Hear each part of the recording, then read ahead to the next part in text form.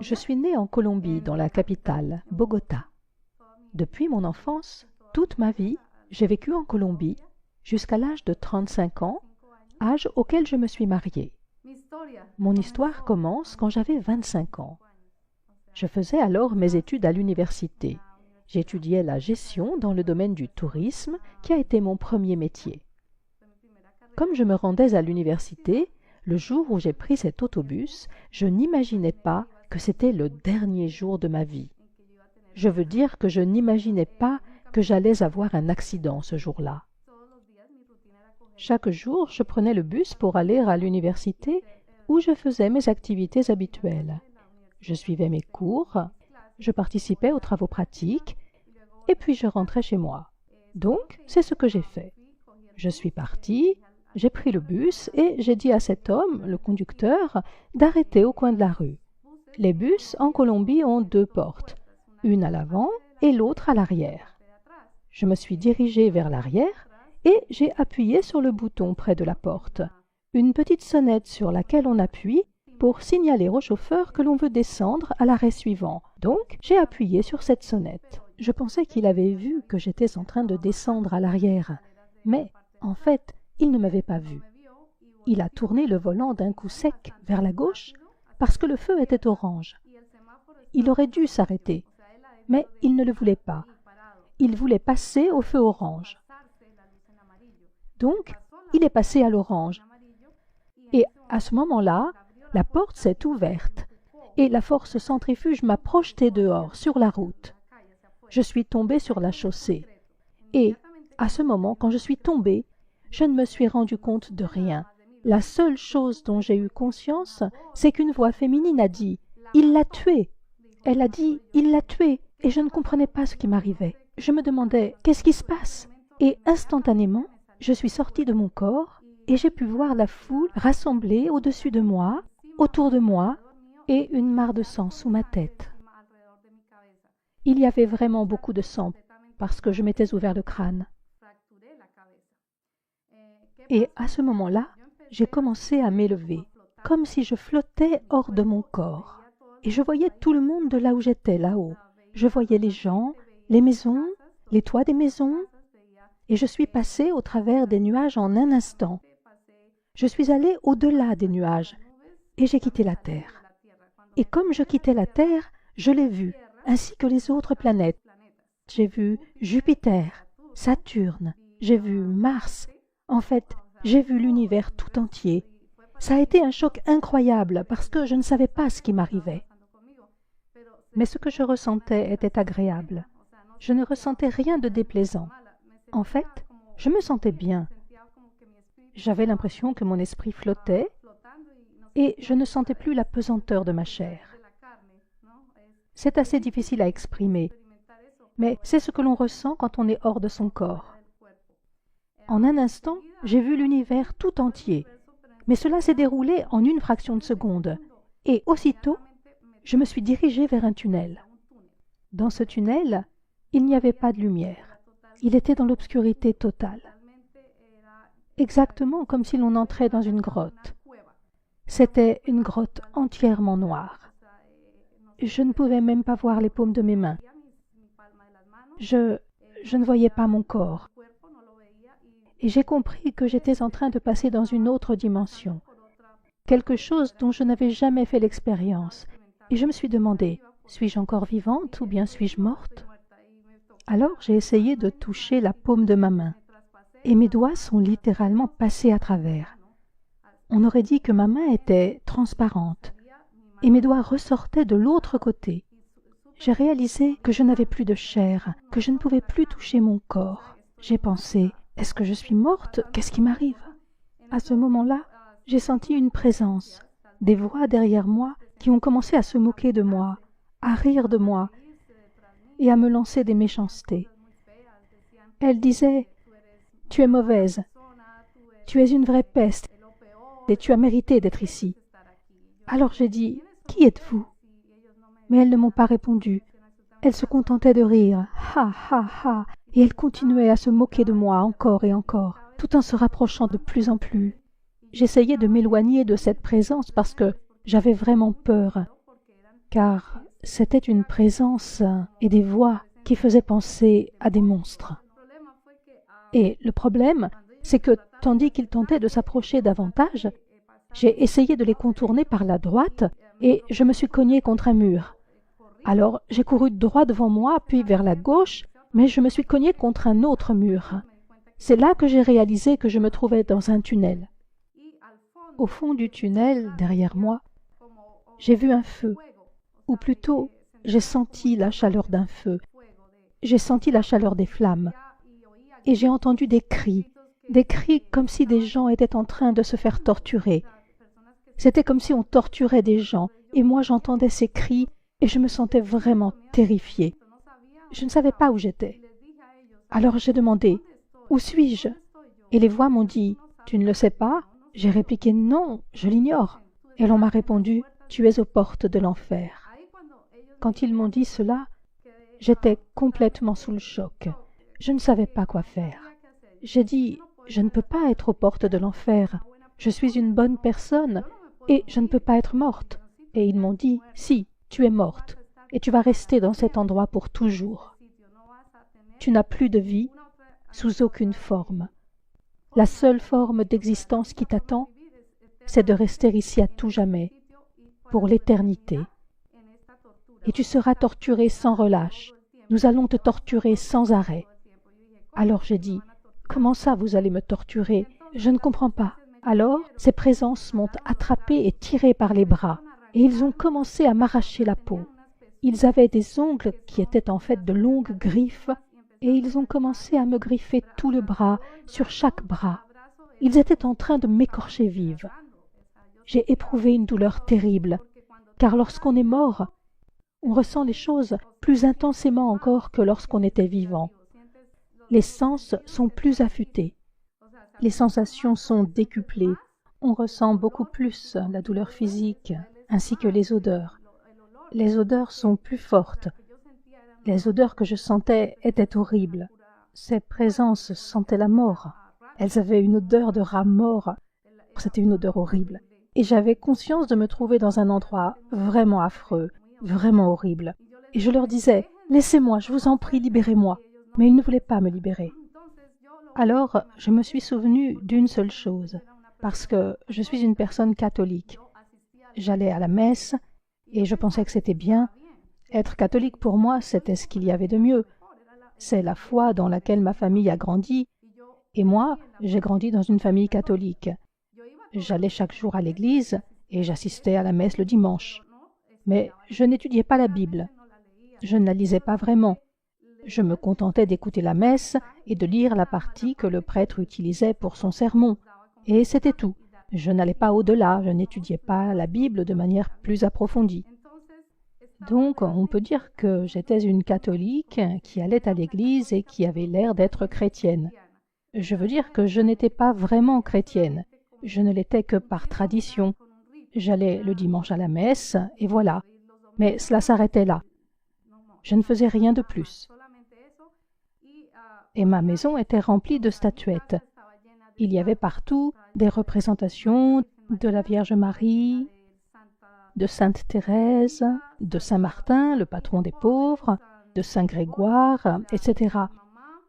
Ma mère, qui est morte malheureusement quand j'étais très jeune, ma mère souffrait d'une maladie et était tout le temps en train de prier les saints pour qu'ils guérissent la maladie qu'elle avait aux jambes. Elle avait de nombreuses statues de Saint Grégoire, qui était censé être un médecin ou quelque chose comme ça. C'est pourquoi on idolâtrait ces saints. On les idolâtrait vraiment. Et bien sûr, le plus important de tous était la Vierge Marie. J'ai grandi dans l'adoration de la Vierge Marie. Je croyais que la Vierge Marie était vraiment spéciale. Et tandis que j'étais en enfer, que je me trouvais là-bas, dans le tunnel, ces présences maléfiques m'ont dit « Tu n'as pas respecté les commandements de ton Dieu.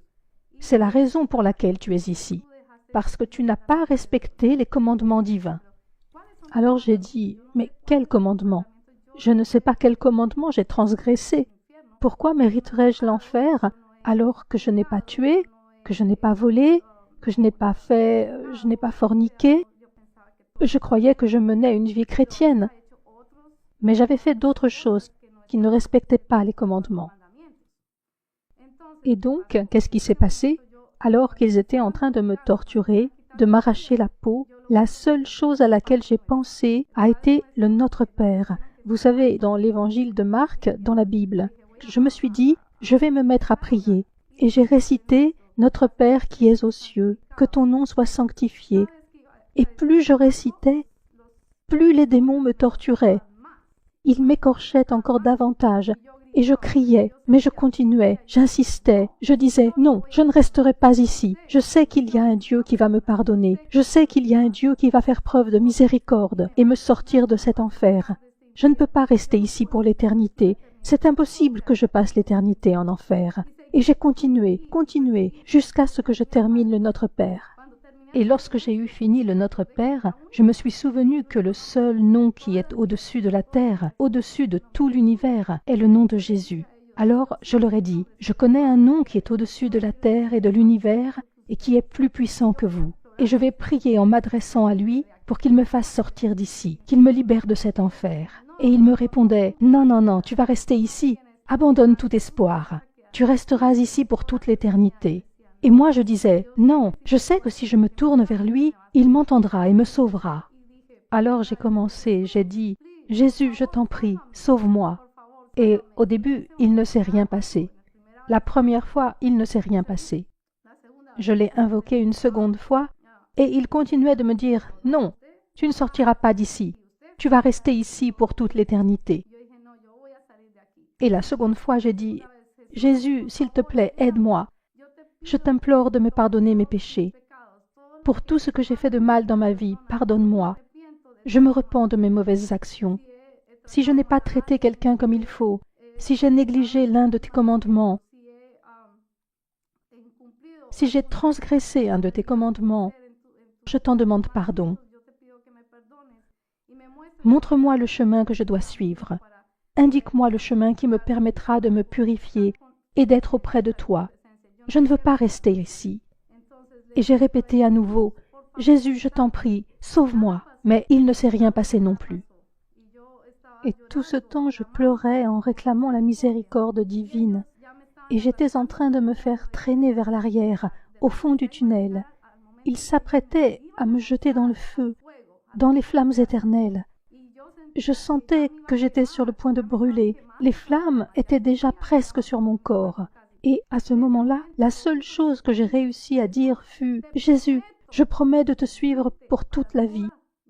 Toute ma vie, je ne suivrai plus que tes enseignements. Je suivrai ta parole. Je te promets que je te serai fidèle. Donne-moi seulement une opportunité, une seule chance de continuer à vivre pour pouvoir changer mon existence. Mais sauve-moi, fais-moi sortir d'ici, libère-moi s'il te plaît. » Et à ce moment-là, les démons ont disparu. Ils m'ont rendu ma liberté. Et j'ai pensé, waouh, qu'est-ce qui se passe? Quelque chose s'était produit et je n'étais plus dans le tunnel. Le tunnel s'était ouvert et à présent il y avait un chemin magnifique. J'avais l'impression de marcher au milieu d'un jardin rempli de fleurs, des fleurs divines, d'une beauté incroyable. De toute ma vie, je n'avais jamais vu de fleurs comme celle-ci. C'était comme si elles bougeaient, comme si elles étaient en train de danser et en même temps de chanter « Hosanna, Hosanna !» Du plus haut des cieux, béni soit le Seigneur, le roi des rois. Béni soit notre Seigneur Jésus-Christ. Que la gloire soit avec lui. Gloire à notre Seigneur Jésus-Christ.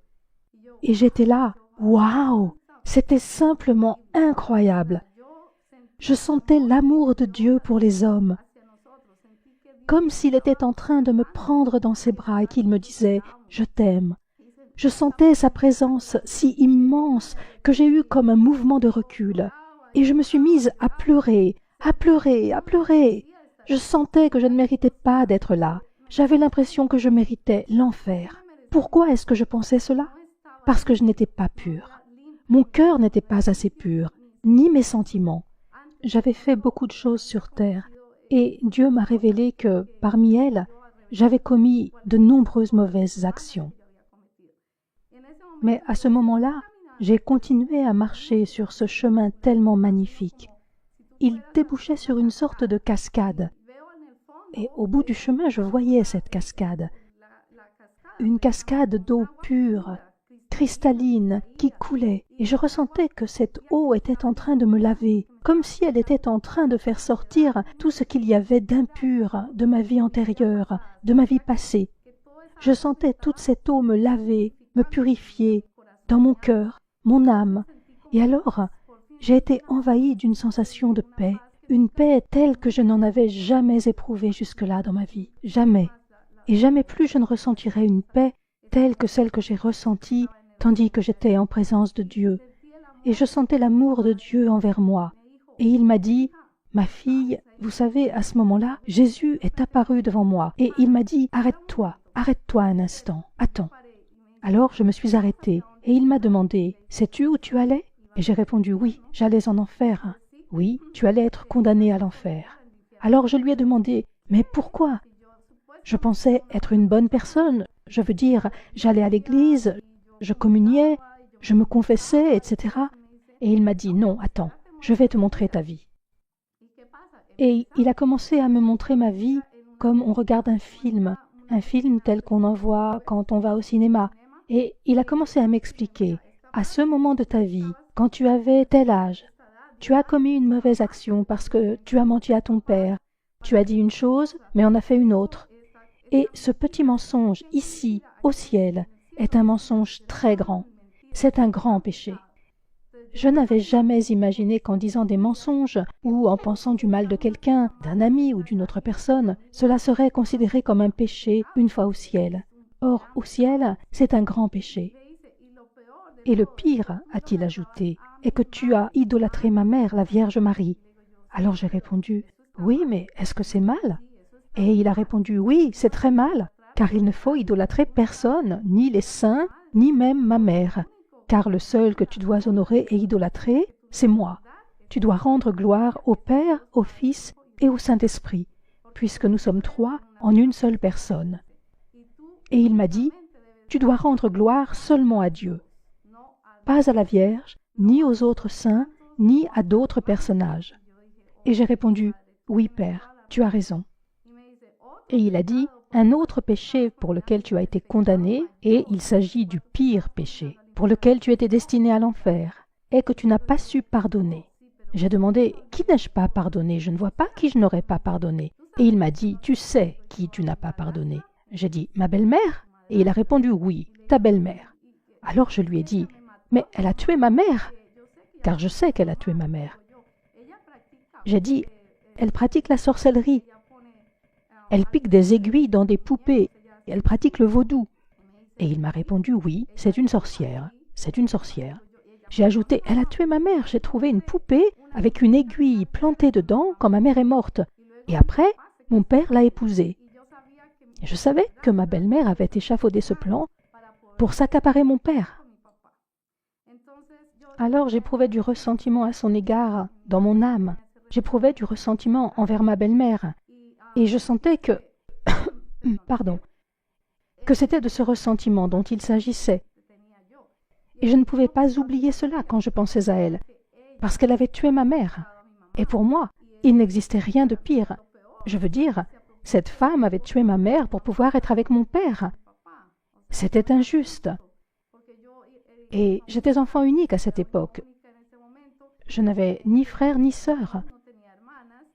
La seule personne à laquelle je pouvais me confier, c'était ma mère. Elle était à la fois mon amie et ma mère. Et elle m'a pris ma mère. Je me suis retrouvée sans mère, je n'avais plus que mon père. Comme je n'avais ni frère ni sœur, je me sentais très seule. Durant toute mon adolescence, ça a été une période vraiment triste parce qu'il n'y avait personne à qui je puisse confier mes secrets, personne avec qui partager les choses importantes. Ma mère n'était plus là. Elle est morte quand j'avais 15 ans. Donc, peu après que j'ai passé mon baccalauréat, ma mère est morte malheureusement. Et c'est arrivé à cause de la sorcellerie, à cause du mauvais sort que ma belle-mère lui avait jeté. Ce qui s'est passé, c'est que quand je suis morte, ce ressentiment me dévorait l'âme. C'était quelque chose dont je ne pouvais débarrasser mon cœur rempli d'amertume. une amertume qui vous blesse et qui assombrit votre existence. Et il m'a dit, voilà quel était le péché le plus important que tu portais en toi, le péché qui te condamnait à l'enfer. Et j'ai fait, oh, wow, tu as entièrement raison, Seigneur. Je méritais l'enfer. Malheureusement, nous croyons que le fait de ne pas pardonner est une broutille, alors qu'en réalité, ne pas pardonner est un immense péché. Et c'est écrit dans la Bible, frères et sœurs, si vous ne pardonnez pas, vous ne serez pas pardonnés. Dieu te pardonnera si tu pardonnes tes frères. Peu importe qu'ils aient tué ta mère ou qu'ils t'aient fait du mal, à toi ou à ta famille, cela ne change rien. Tu dois les aimer. Il est écrit que tu dois aimer ton pire ennemi. C'est écrit. Et c'est ce que Dieu m'a dit.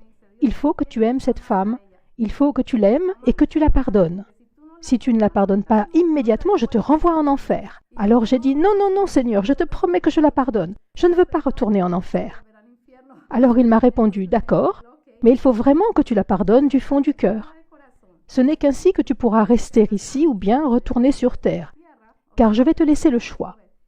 Fais ton choix, tu peux rester ici ou retourner sur terre. Et j'ai pensé, oh, je ne sais pas quoi faire. J'aimerais bien rester parce qu'être au ciel est une véritable grâce. C'est quelque chose d'incroyable. On ressent un amour qui dépasse ce que l'on peut imaginer. On est dans un état d'amour et de paix, de sérénité divine. On n'a plus aucune préoccupation, plus aucune inquiétude qui gâche l'existence. On ressent un bonheur absolu, une joie divine. Alors j'ai dit à Dieu, j'aimerais beaucoup rester ici, mais je dois retourner sur terre pour m'occuper de mon père. Il m'a montré mon père dans une vision, et j'ai vu que mon père souffrait, et qu'il pleurait ma perte parce qu'il pensait m'avoir perdu, et il en souffrait. Alors j'ai dit à Dieu, non, je voudrais retourner sur terre parce que je veux prendre soin de mon père. Je suis sa seule fille, et je crois qu'il faut que j'y retourne. C'était mon objectif, rentrer afin de m'occuper de mon père. Et Dieu m'a dit, c'est une bonne raison d'y retourner.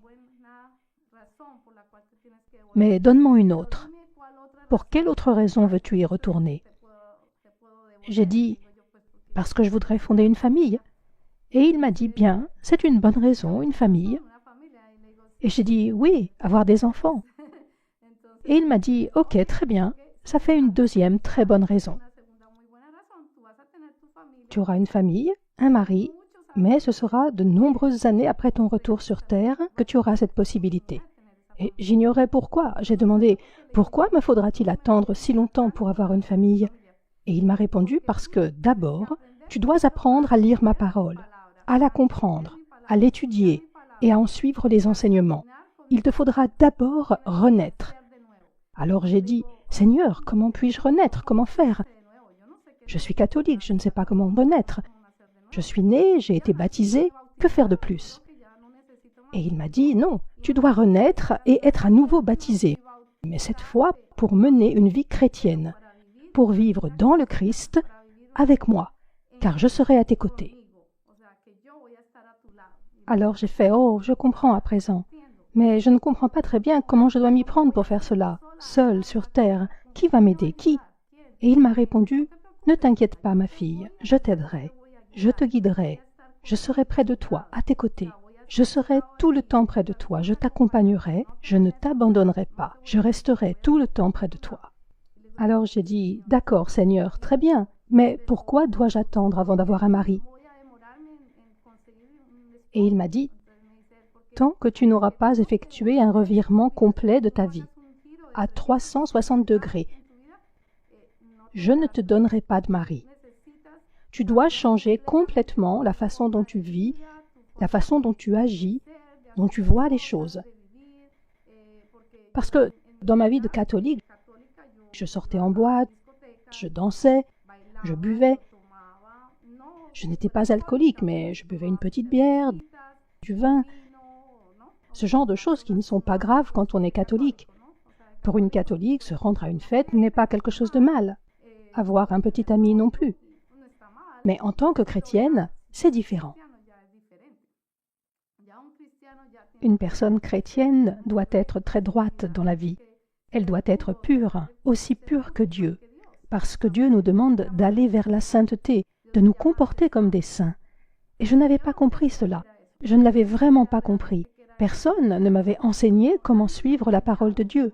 Personne ne m'avait expliqué ce que ça signifiait. Et il m'a dit, « Ne t'inquiète pas. Je vais te guider vers l'église où tu pourras apprendre ma parole. » Alors j'ai dit, « D'accord. » Il a ajouté, « Et il y a autre chose qu'il te faut savoir. C'est que si tu étais admise aujourd'hui au ciel, ce serait de justesse. » Alors je lui ai dit, « Mais pourquoi ? » « Parce que tu n'as pas gagné une seule âme pour moi. » J'ai dit, « Que veux-tu dire par gagner une âme pour toi ?» Il a répondu, « Quand tu gagnes une âme, tu gagnes une couronne. » Alors j'ai dit à Jésus, « Je ne comprends pas ce que sont les couronnes. » Les couronnes sont ce que tu gagnes ici, au ciel, quand tu partages ma parole et évangélises une personne qui ne me connaissait pas, qui n'avait jamais entendu parler de moi, une personne qui ne connaît pas le nom de Jésus-Christ. Et quand tu parles de moi à cette personne, que tu lui racontes ce qui m'est arrivé, que je me suis sacrifié pour vous et que j'ai payé le prix de vos péchés sur la croix, quand tu montres à cette personne qu'elle doit changer de vie, qu'elle doit me consacrer sa vie, quand tu la gagnes pour moi, cela fait une couronne ici, au ciel. Et j'ai fait « Waouh, c'est une tâche importante !» Et il a dit « Oui, c'est un vrai travail et il s'agit de ton ministère. Tu dois apprendre à faire de nouveaux disciples et commencer à le faire. Quand tu exerceras cette mission sur la terre, que tu feras des disciples et gagneras des couronnes, tu commenceras à construire ta maison, la demeure dans laquelle tu vivras au paradis. Il te faut la construire tandis que tu es encore sur terre, en gagnant des âmes pour moi. » Et j'étais là, « Oh, je ne savais pas. Je n'avais jamais été en présence de Dieu auparavant. Si je n'étais pas morte, je n'aurais jamais su que ça existait. Je n'aurais pas su qu'il me fallait travailler pour gagner des couronnes au ciel. » Et c'est ce dont je voulais vous parler, mes frères. J'avais vraiment commis beaucoup de péchés qui me condamnaient. Mais les plus grands péchés qui me condamnaient étaient l'idolâtrie et la rancune. La rancune est le plus grand péché qu'il m'a montré. Mais venait encore s'y ajouter le péché de ne pas servir. Il m'a dit, « Tu ne servais pas les hommes, tu n'étais pas humble. Or, tu dois être humble devant le Seigneur et humble devant tes frères et sœurs. Il faut être humble et servir les gens et commencer à les aimer. Par exemple, les pauvres. En réalité, peu importe, qu'ils soient pauvres ou riches, tu dois commencer à donner de ta personne pour servir. Tu dois donner de toi pour les servir, que ce soit un orphelin ou une orpheline, une veuve ou un veuf. Il faut aller voir les personnes âgées, les personnes du 3e âge, leur donner de l'amour, leur apporter ce qu'ils n'ont pas parce qu'ils n'ont plus de famille. Il faut que tu commences à donner de l'amour aux gens sur terre. C'est la seule façon dont tu peux gagner les couronnes dont je t'ai parlé. Voilà ce que je veux que tu fasses, que tu commences à donner de l'amour aux gens, chose que tu n'avais jamais faite en tant que catholique. Et j'ai répondu, « Oui, c'est vrai, je n'ai jamais fait cela en tant que catholique. Je n'avais pas l'idée de servir les hommes comme on le fait dans l'Église chrétienne. En tant que catholique, je ne me sentais pas particulièrement concernée par tout ça. Je me sentais davantage concernée par le fait de bien m'habiller, d'aller dans le meilleur lycée ou la meilleure fac, de m'habiller à la mode, de voir les films à la page. Et je croyais que c'était bien comme ça. Mais ce n'était pas bien. J'étais dans l'erreur. Ce que je vivais était un péché, car je menais une vie mondaine, et c'est un grand péché.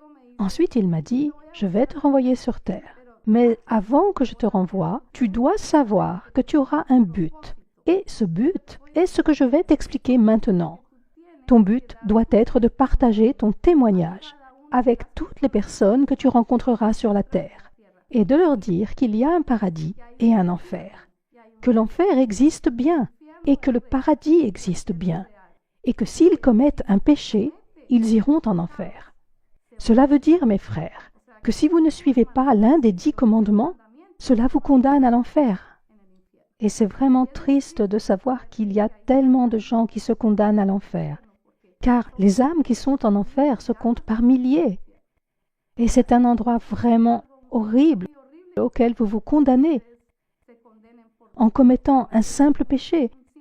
Et je voudrais vous dire, mes frères et mes sœurs, qu'aucun être humain ne mérite d'aller dans cet endroit. Je veux dire que ce n'est pas un endroit où les gens voudraient aller après leur mort. L'endroit où l'on mérite vraiment d'aller, c'est au ciel et non en enfer.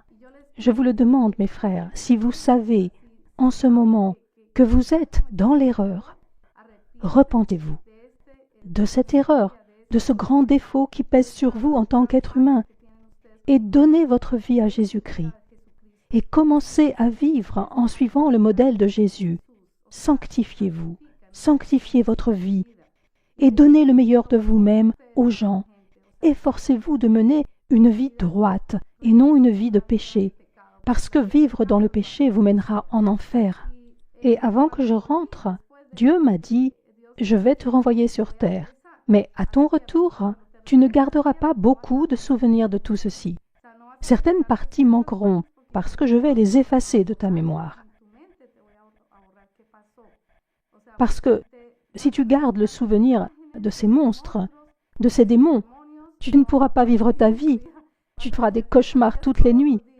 C'est pourquoi je vais effacer de ton esprit cette partie, afin que tu puisses continuer à vivre. Mais je vais te laisser certains souvenirs et, un jour, le souvenir de tout ce qui s'est passé te reviendra, dans un rêve. Cela se produira à un moment de ta vie où tu auras mis ton cœur à mon service, que tu auras été véritablement baptisé, que tu auras pris la décision de me suivre à 100%. Ce jour-là, je t'enverrai ce rêve afin que tu te souviennes de ce qui s'est passé et que tu puisses témoigner auprès des hommes. Et ce qui s'est passé, mes frères, c'est que je suis revenu sur terre. Et devinez où je me trouvais? Je me trouvais à la morgue. Et j'étais couverte d'un drap. Et une employée de la morgue prenait des notes à propos des circonstances dans lesquelles j'étais morte. Et là, je me suis réveillée. Et cette personne, au moment où j'ai soulevé le drap, s'est mise à crier « Oh, qu'est-ce qui s'est passé ?» Et j'ai répondu « Je ne sais pas, j'ignore ce qui s'est passé, je suis vivante. » Et elle m'a dit « Mais vous étiez morte depuis 1 heure. » J'ai été morte pendant 1 heure. Et je lui ai dit « Eh bien, je sais qu'il y avait une présence et qu'il s'agissait de Dieu. C'est lui qui m'a renvoyée. Je sais que c'est Jésus qui m'a donné cette chance de revenir et de continuer à vivre, de revenir sur terre dans un but bien précis. Mais je ne me souvenais de rien. Je ne me souvenais pas de ce qui s'était passé pendant tout ce temps. Je me souvenais seulement que j'avais été en présence de Jésus. C'est une présence qu'il est impossible d'oublier. La présence de Jésus que je ressentais était d'une beauté qui dépasse tout au moment où j'étais au ciel. Le ciel ne peut pas être comparé à la terre. Il n'existe pas de lieu plus magnifique. Rien n'est plus beau que d'être au ciel, en présence de notre Père. Et surtout, il y avait Jésus. Je ne pouvais voir son visage car il était pure lumière. Une pure lumière qui émanait de ses yeux. Je voyais sa toge blanche très belle et l'écharpe qu'il portait ici et qui était de couleur violette, et ses sandales qui étaient dorées, et ses pieds magnifiques qui portaient les marques de la crucifixion qu'il avait sur les mains et sur les pieds. Et c'est incroyable, mais le simple fait de sentir la présence de notre Seigneur Jésus-Christ est une expérience d'une beauté incroyable. Jamais je ne pourrais continuer à vivre comme je le faisais avant d'être en présence de Jésus. Être chrétien est un engagement vis-à-vis des 10 commandements, vis-à-vis de soi-même en tant que personne, afin d'améliorer sa vie pour lui donner davantage de sens. Donner le meilleur de toi aux hommes et en même temps, donner aux hommes le meilleur de Dieu. Parce que Dieu est en toi, Jésus est en toi, et à travers Jésus, on peut tout accomplir. Quand je suis revenue sur terre, il m'a fallu 3 mois pour récupérer. Parce qu'à ce moment-là, ma tête était de la taille de 3 ballons de basket. 3 ballons de basket! Ma tête était énorme et elle était complètement brisée. Et les docteurs m'ont dit qu'ils m'avaient fait des radios, un électrocardiogramme, un électroencéphalogramme. Et ils m'ont dit « On ne sait pas comment vous arrivez à parler, à coordonner vos gestes. » Parce que d'autres personnes dans le même cas que vous sont restées dans un état végétatif. Je n'aurais pas pu parler, je n'aurais pas pu marcher ou faire quoi que ce soit. s'il n'y avait pas eu la présence de Dieu et son amour infini envers nous, et qu'il ne m'avait pas renvoyé sur terre saine et sauve, sans comment dit-on, sans aucune séquelle, sans aucune lésion cérébrale. Il est vrai que j'avais perdu beaucoup de sang, mais je n'avais pas de séquelles, pas d'autres fractures. Tout fonctionnait normalement. J'avais juste la tête très enflée. Mais les médecins ne pouvaient pas s'expliquer comment il était possible que je sois encore en vie. C'était vraiment un miracle. Et je considère ma présence ici comme un miracle, car Dieu m'a renvoyée saine et sauve sur terre. Je suis revenue pour avoir une seconde vie, car ma vie a complètement changé. J'ai senti que j'avais ce désir tourné vers Dieu, ce désir de mieux connaître sa parole. Alors, j'ai commencé à lire, à étudier la Bible et à fréquenter l'Église chrétienne. Tout en continuant d'aller à l'Église catholique, j'allais en plus à l'Église chrétienne. C'était comme si je n'étais pas encore convaincue qu'il me fallait changer d'environnement religieux. Mais je sentais cet appel, je sentais que Dieu m'appelait. Mais ce n'était pas encore très clair jusqu'à ce que, des années plus tard, je rencontre une amie à l'université. J'avais changé de profession et je suivais alors une formation en gestion d'entreprise. Et durant cette formation à l'université, j'ai rencontré une personne qui était chrétienne et qui est devenue mon amie. Et un jour, elle m'a invitée à une conférence, une réunion chrétienne qui s'appelle le Renouveau chrétien. Elle m'a dit « Hé, ça te dirait de venir à mon église ?» J'ai répondu « Oui, je veux bien. » Et j'y suis allée. Et une fois là-bas, oh, ce jour a été vraiment exceptionnel. Ce jour-là, j'ai reçu le Saint-Esprit. Je suis tombée à terre et j'ai commencé à pleurer, pleurer, pleurer. Je ne pouvais plus m'arrêter de pleurer. C'était la présence du Saint-Esprit tout autour de moi qui m'enveloppait. Et je me disais, « Ouah, mais pourquoi est-ce que je pleure comme ça ?» Et elle m'a dit, « C'est le Saint-Esprit. » Alors je lui ai dit, « Oh, je voudrais me faire baptiser. Je voudrais être baptisée. » Et elle m'a dit, « Oui, tu peux être baptisée, mais tu dois d'abord suivre un cours. » Alors j'ai dit, « Ok, je vais suivre ce cours. » Et j'ai commencé à le suivre afin d'être baptisée. Je me souviens que le cours a duré environ 15 jours et à la fin, j'ai confirmé ma décision de me faire baptiser. Et au moment du baptême, ce qui s'est passé, c'est que la nuit d'avant, j'ai senti une présence qui était en train de m'étouffer. Il était aux alentours d'1 heure du matin et il faisait très noir dans ma chambre, dans ma maison, en Colombie. Et j'ai senti que quelqu'un était en train d'essayer de m'étouffer. Et à ce moment-là, la seule chose que j'ai pu dire, c'est « Jésus, Jésus, au nom de Jésus, vous, présence, démon ou quoi que vous soyez qui venez de l'enfer, partez immédiatement, laissez-moi. Vous ne pouvez pas me faire de mal, vous n'avez pas le pouvoir de me tuer, car je ressens davantage la présence de Dieu, notre Seigneur, en moi que votre présence. Partez maintenant, au nom de Jésus. » Et je l'ai dit comme ça, avec beaucoup d'assurance. « Va-t'en, démon, va-t'en !» Et aussitôt, il m'a lâché. Je ne l'ai pas vu, mais je l'ai senti. J'ai senti que c'était un démon qui essayait de m'étouffer, qui essayait de me tuer. Durant tout ce temps, ma chambre était dans le noir complet, parce qu'il faisait nuit. Il était 1 heure du matin. Et tout à coup, pfiou, il y a eu une lumière blanche qui a éclairé ma chambre.